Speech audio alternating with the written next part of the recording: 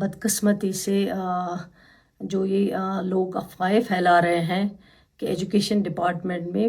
یہ جو ہے FAT سکولز ان کو ٹیک اوور کیا ہے، لیکن میں اس کو کلیئر کرنا چاہوں گی۔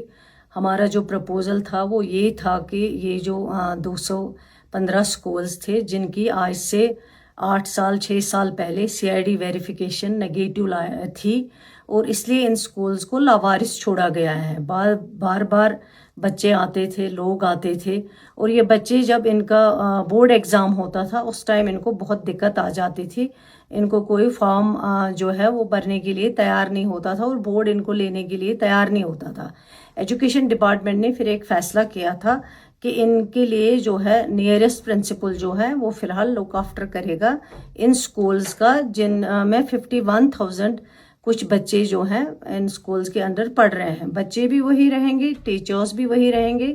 اور اسٹرکچر بھی وہی رہے گا۔ صرف نیئرسٹ پرنسپل اس کو لک آفٹر کرے گا تب تک جو ان کی مینجمنٹ کمیٹی بنی تھی وہ اس سرکار سے پہلے ایکسپائر ہو چکی تھی وہ مینجمنٹ کمیٹی، لیکن ہم نے سوچا جب تک مینجمنٹ کمیٹی بنے گی، اس کی CID ویریفیکیشن آئے گی، تب تک نیئرسٹ پرنسپلز ان سکولز کو لک آفٹر کریں گے، وہ دیکھیں گے تب تک، تاکہ بچوں کا جو فیوچر ہے اس کی سیف گارڈ کے لیے یہ قدم اٹھایا گیا تھا۔ یہ ہمارا پرپوزل تھا، لیکن جب آرڈر آیا، آرڈر میں کچھ اور ڈالا گیا کہ DCs مینجمنٹ کمیٹی بنائیں گے، اور بھی کچھ چیزیں آئی ہیں جو ہمارا پرپوزل نہیں ہے۔ اس کے بعد جب میں نے آرڈر دیکھا، میں نے اسی وقت سیکرٹری کو اپنا پرپوزل اپروڈ نوٹ بھیجا ہے۔ میں نے کہا یہ اپروڈ نوٹ ہے، اس اپروڈ کے نوٹ کے مطابق جو پرنسپلز کو لک آفٹر کرنے کے لیے کہا گیا تھا، اور 3 مہینے کے بعد اس آرڈر کو ریویو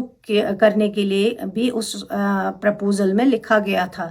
تب تک مینجمنٹ کمیٹی بنائی جاتی اور مینجمنٹ کمیٹی ویریفیکیشن کے لیے جاتی، اور پھر یہ سکولز جو ہیں واپس ان کے ہاتھ میں دیے جاتے۔ صرف پرنسپلز تب تک لک آفٹر کرتے جو نیئرسٹ ہیں، لیکن آرڈر میں جو DCs کچھ اور چیزیں مینشن کی گئی لک آفٹر، وہ ہمارا ٹیک اوور وہ ایجوکیشن ڈپارٹمنٹ کا ایز منسٹر میں کہتی ہوں سکینہ ایتو کا پرپوزل نہیں ہے۔ میں نے جو اپنا اپروڈ پرپوزل ہے وہ میں نے اسی وقت سیکرٹری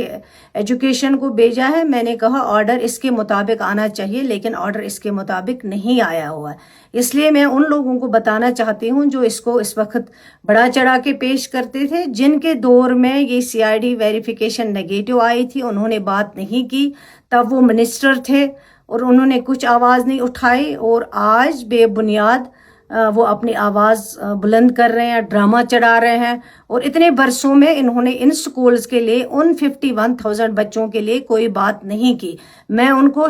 شیم کہنا چاہتی ہوں، جنہوں نے کہا ہے کہ سرکار کے لیے شیم ہے، یہ ان کے لیے شیم ہے، جن کی وجہ سے آج یہ حالات ہمیں دیکھنے پڑ رہے ہیں۔ شکریہ۔